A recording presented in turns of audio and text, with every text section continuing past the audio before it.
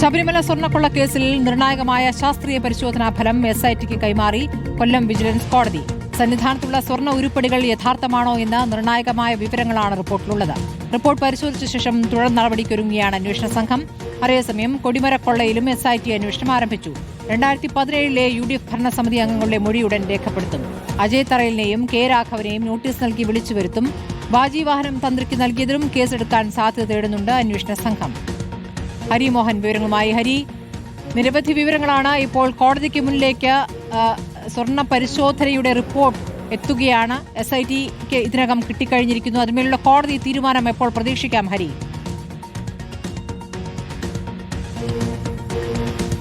ശബരിമല സ്വർണ്ണക്കൊള്ളയുടെ യഥാർത്ഥ വ്യാപ്തി തിരിച്ചറിയുന്നതിന് സഹായകരമാകുന്ന VSSCയുടെ പരിശോധനാ ഫലം, ശാസ്ത്രീയ പരിശോധനാ ഫലമാണ് ഇന്നലെ കൊല്ലം വിജിലൻസ് കോടതിയിൽ ലഭിച്ചത്. ആ പരിശോധനാ ഫലം പ്രാഥമികമായി ഒരു പരിശോധന നടത്തിയ ശേഷം കോടതി ഇന്ന് SITക്ക് കൈമാറിയിട്ടുണ്ട്. ഇനിയിപ്പോൾ SIT വരും ദിവസം, അതായത് ഇന്നും നാളെയുമായി ആ പരിശോധനയിൽ എന്തൊക്കെയാണ് കണ്ടെത്തിയത് എന്നതടക്കമുള്ള കാര്യങ്ങളിൽ അവരുടേതായ ഒരു പരിശോധന നടത്തും. തുടർന്ന് ഹൈക്കോടതിക്ക് തിങ്കളാഴ്ച കൈമാറും. തിങ്കളാഴ്ച ഇടക്കാല അന്വേഷണ റിപ്പോർട്ട് അല്ലെങ്കിൽ അന്വേഷണ പുരോഗതി റിപ്പോർട്ട് ഹൈക്കോടതിയിൽ സമർപ്പിക്കുന്നുണ്ട്. ഇതിനോടൊപ്പം തന്നെയാണ് ഈ ശാസ്ത്രീയ പരിശോധനാ ഫലവും കൈമാറുക. തുടർന്ന് ഹൈക്കോടതിയായിരിക്കും ഇതിന്മേൽ ബാക്കി കാര്യങ്ങൾ അല്ലെങ്കിൽ തുടർ നടപടികളിൽ തീരുമാനമെടുക്കുക. എത്രത്തോളം സ്വർണ്ണമാണ് ശബരിമലയിൽ നിന്ന് നഷ്ടപ്പെട്ടിട്ടുള്ളത്? UB ഗ്രൂപ്പ് 98-ൽ സ്വർണം പൊതിഞ്ഞിട്ടുള്ള ഏതൊക്കെ ഉരുപ്പടികളിൽ നിന്നാണ് സ്വർണം പോയിട്ടുള്ളത്?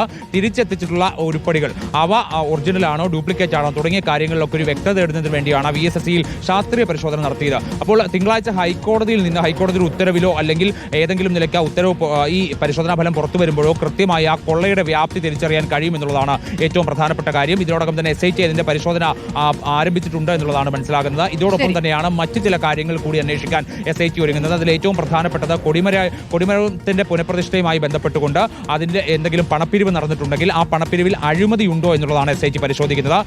അഴിമതി ഉണ്ടോ എന്ന് കണ്ടെത്തിയാൽ അഴിമതി നിരോധന നിയമപ്രകാരം കേസെടുക്കും. ഒപ്പം തന്നെ വാജിവാഹനം കൊണ്ടുപോയതുമായി ബന്ധപ്പെട്ട് എന്തെങ്കിലും ക്രമക്കേടുകൾ അല്ലെങ്കിൽ എന്തെങ്കിലും തരത്തിലുള്ള തട്ടിപ്പുകൾ നടന്നിട്ടുണ്ടെങ്കിൽ അതിലും കേസെടുക്കും. നിലവിൽ അന്നത്തെ UDF ഭരണസമിതിയിൽ ഉണ്ടായിരുന്ന അജയ് തറയിലിനെയും K രാഘവന്റെ മൊഴിയെടുക്കാനാണ് SIT തീരുമാനിച്ചിരിക്കുന്നത്. അധികം വൈകാതെ തന്നെ ഇവരെ വിളിച്ചു വരുത്തി മൊഴിയെടുക്കാനുള്ള നീക്കത്തിലേക്ക് SIT കടക്കും. ഇതിന് ഹൈക്കോടതിയുടെ അനുമതി ഒരുപക്ഷെ തിങ്കളാഴ്ച തേടാനുള്ള സാധ്യത തള്ളിക്കളയാൻ കഴിയില്ല എന്നുള്ളതാണ് മനസ്സിലാക്കുന്നത്. ശരി, ഹരിമോഹനാണ് വിവരങ്ങൾ നൽകിയത്.